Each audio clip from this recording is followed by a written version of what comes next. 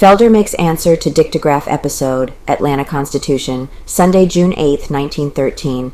Well-known attorney writes 4 cards covering all the phases of situation and answering all charges. Dictagraph trap just frame up, he says. Colonel Felder asserts George Gentry, who took down the stenographic notes, will return and expose the deal.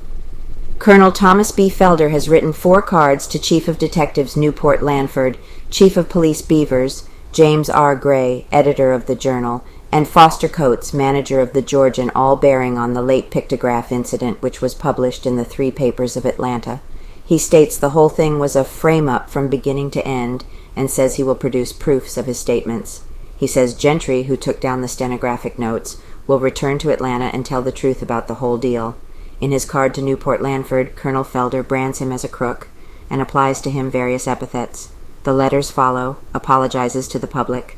The letters to Newport Lanford, James Beavers, and James Gray have been published on this website previously. From the below is the continuation of this article with the letter to Foster Coates, newly published editor. Letter to Mr. Coates, Atlanta, Georgia, June 7, 1913. Mr. Foster Coates, manager of the Georgian, Atlanta, Georgia. Dear Sir, my acquaintance with you is very limited. It covers a period of but a few months, and as I now recall, I have never conversed with you on more than half a dozen occasions.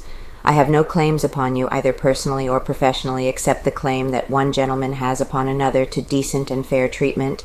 This has been accorded me by the newspaper whose policies you control and direct in Atlanta. My thanks are due, and are hereby tendered to you for rejecting a lot of Billingsgate furnished by Collier, Lanford, and others, reflecting upon my personal and professional character and integrity. I am especially grateful to you for rejecting the scurrilous letter handed you by Lanford, written to him by a jailbird in South Carolina, and permit me to say that the courtesy in immediately submitting this slime to me was not only gracious, but in striking contrast with the conduct of some of my friends engaged in the newspaper business in the city of Atlanta. I learned with deepest regret that you are soon to leave the city of Atlanta for another city, and in behalf of myself and the public generally, I venture to hope that Mr. Hurst will send here as your successor a gentleman who is familiar as you are with the decent amenities of the press. I beg to remain, very truly yours, Those B. Felder. Has no comment to make.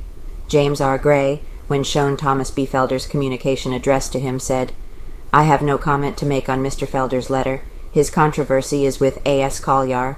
I suppose Mr. Collier will wish to reply.